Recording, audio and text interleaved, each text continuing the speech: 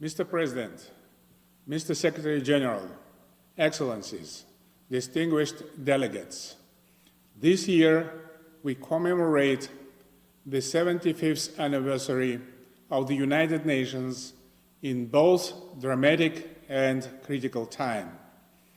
The greatest challenge of our age, COVID-19 pandemic, continues to cause deep suffering among the people around the world and has seriously affected the global economy. In the wake of this unprecedented human tragedy, on behalf of my country fellows, I extend the profound gratitude to all medical professionals and frontline staff members who work very hard to protect us. The current global emergency is a stress test for all of us that has triggered health, humanitarian, and socio-economic turbulence. COVID-19 has exposed our past mistakes and failures.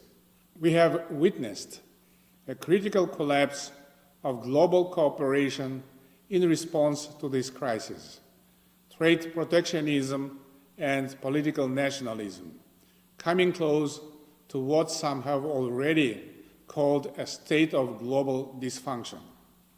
The whole world is on the verge of dramatic upheavals that may lead to irreversible consequences. Lack of mutual confidence, misunderstanding of international competition, trade wars and sanctions really undermine the prospects and hopes for a better world. Let us be frank. In the post-Cold War world, we largely missed the chance to build a truly just, people-centered international system. The fate of our future generations depends on the understanding of this reality, primarily by us, the leaders of states. Therefore, it is our moral obligation to reflect on the paradigm of building a new world. Now we are in a make-or-break moment for the humankind. Born a century before the UN establishment, a great Kazakh poet and philosopher, Abay, proposed his own formula on global interaction. Адамзатқа не керек? Сүймек, сезбек, кеймек, қарекет қылмақ, жүгірмек, ақылмен ойлап, сөйлемек, which means all that the humanity needs: love, compassion, bold actions, deeds, and thoughtfulness. In this context, allow me to share some points on our collective response to current challenges. Mr. President, right after the coronavirus outbreak, the UN's various funds, programs, and agencies have stepped forward to combat the crisis.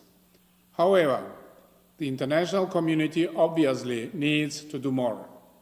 Firstly, to build a strong global health system, priority must be given to upgrading national health institutions through timely and coordinated support from developed countries and UN agencies. Secondly, we must take the politics out of the vaccine. It is not too late for reaching a COVID-19 vaccine trade and investment agreement that would protect global production and supply chains. Thirdly, it may be necessary to revise the international health regulations to increase the World Health Organization's capacity and to develop national capabilities in preventing and responding to diseases. Fourthly, we suggest that the idea of a network of regional centers for disease control and biosafety under the UN auspices be closely examined. Kazakhstan stands ready to host such a regional center. Last but not least, In light of the global pandemic, launching of a biological weapons control system is becoming more acute than ever. Kazakhstan proposes to establish a special multilateral body, the International Agency for Biological Safety, based on the 1972 Biological Weapons Convention and accountable to the UN Security Council. Distinguished delegates, we need urgent, concerted efforts for a truly global economic recovery. I join the Secretary General's call on a rescue package amounting to 10% of the world economy and share his view that the response to the pandemic should be based on a new global deal to create equal and broader opportunities for all. We believe that the suspension of debt repayments by the poorest countries will help reduce uncertainty. International financial institutions need to implement innovative solutions like debt-to-health system swaps. I hope that the upcoming high-level meeting on financing for development will produce concrete measures. Landlocked developing countries have been particularly hard hit by COVID-19, which has severely damaged trade and supply chains. As the current chair of the LLDC group, Kazakhstan has proposed a UN roadmap to reinvigorate implementation of the Vienna Programme of Action. The highest expectation of our people is practical deliverables within Agenda 2030. We need prompt and well-coordinated steps to get back on track for an accelerated SDG decade of action, probably the most critical decade of our generation.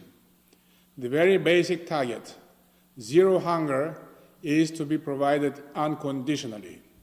In this context, we note the importance of convening a Food Systems Summit in 2021. The Islamic Organization for Food Security, initiated by Kazakhstan, is ready to assist the international humanitarian campaign through the creation of food reserves. We should renew our commitment to leave no one behind, especially women, youth, children, elders, persons with disabilities, disproportionately affected by the crisis. The largest disruption of education systems in history should be stopped from becoming a generational catastrophe. Civic engagement and private sector involvement are also critical for solving current pressing problems. During past months, we have witnessed strong solidarity all over the world through volunteering. To acknowledge the role of volunteers, I propose the United Nations to proclaim an International Year of Mobilizing Volunteers for Development. In Kazakhstan, I announced the current year as a year of volunteers. Mr. President, there are two more crises that are looming right behind the pandemic. One of them is the nuclear non-proliferation and disarmament crisis. Kazakhstan has been the role model of a responsible state by willingly abandoning its nuclear arsenal and shutting down world's biggest nuclear test site. However, continuous erosion of the non-proliferation regime leaves us in a dangerous position.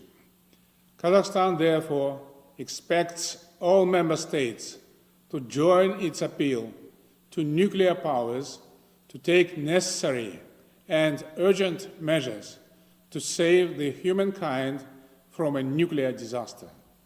In this respect, we appreciate an active role played by relevant UN institutions, including the Comprehensive Nuclear Test Ban Treaty Organization. We believe that legally binding negative security assurances should be given to every non-nuclear weapon state.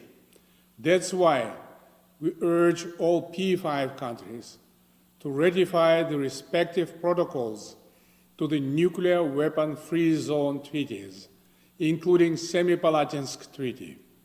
Another existential crisis for our civilization is the climate change.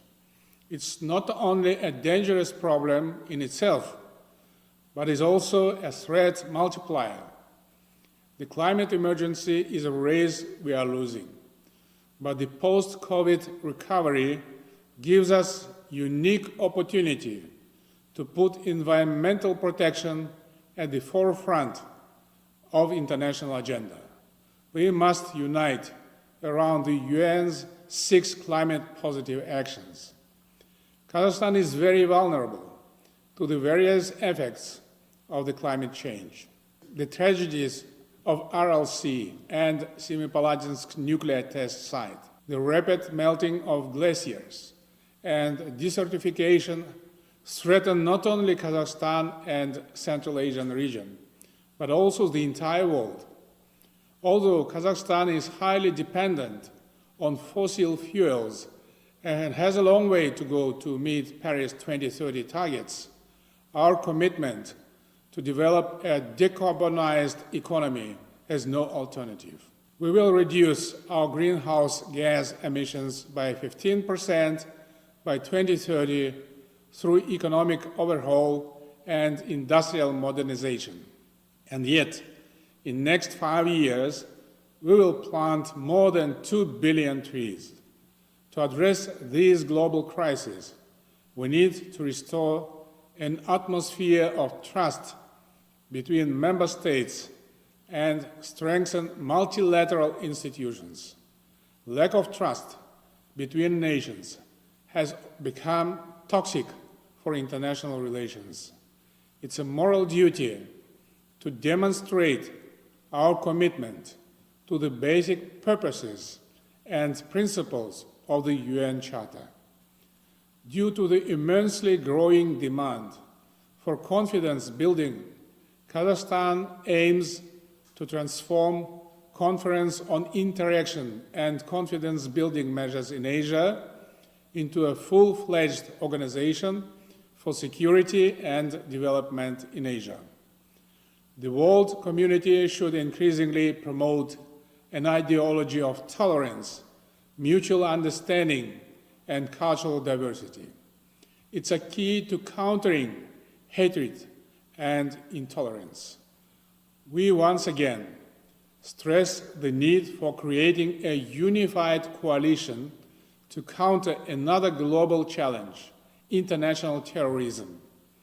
We invite all countries to join the Code of Conduct for achieving a world free of terrorism. Kazakhstan was among the first to repatriate our women and children from war-torn Syria and Iraq. It was not an easy decision, but absolutely necessary one. It is our strong belief that the United Nations must lead the global effort to overcome the pandemic, accelerate recovery, and improve prospects for global governance. Therefore, each and every UN agency should reinstate its efficiency and relevance to the tasks ahead of us. We have no alternative but to live up to the great challenge of building a more robust and forward-oriented UN. The criticism of the United Nations is not always fair. The United Nations does exactly as much as the political will of the member states allows. Excellencies, so different each of these three crises is in fact a governance challenge. To achieve truly just and people-centered world, measures at the international stage should be accompanied by the dedicated efforts at the national level. Kazakhstan is determined to build an economically strong, democratically advanced, and human-oriented listening state.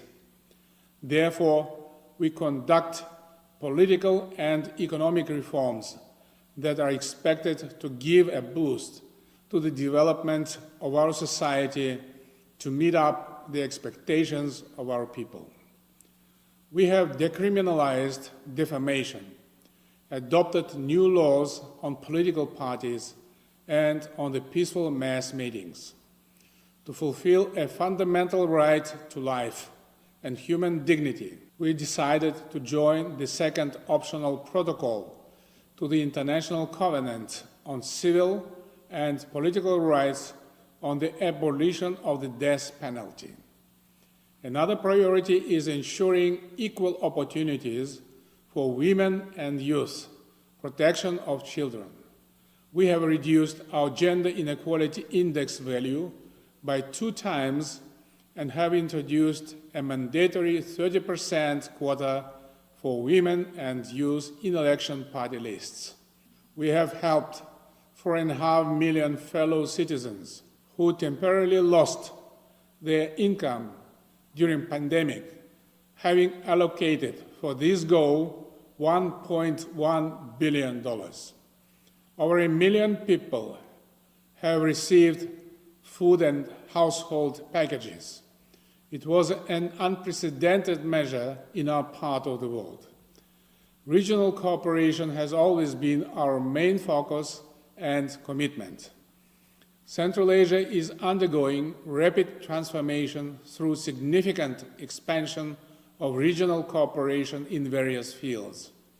No doubt that a prosperous, strong, and united Central Asia is beneficial both for regional and global stakeholders. As to regional stability, the rational use of transboundary water resources is instrumental. We thus propose the establishment of a regional water and energy consortium. To coordinate development agenda in the region, we intend to institutionalize UN-led regional SDGs Center in Almaty. Mr. President, we must remember that in crisis comes an opportunity. We can build back for a better, greener, more efficient, fair, and inclusive world. The emphasis must be shifted on the root causes, preventive measures, and increasing the efficiency of our limited resources. All the efforts should be guided by the moral imperative to put people first. Kazakhstan will always remain a strong supporter of the UN and will actively participate in fulfilling our collective aspiration for a better and happier future. Thank you for your attention.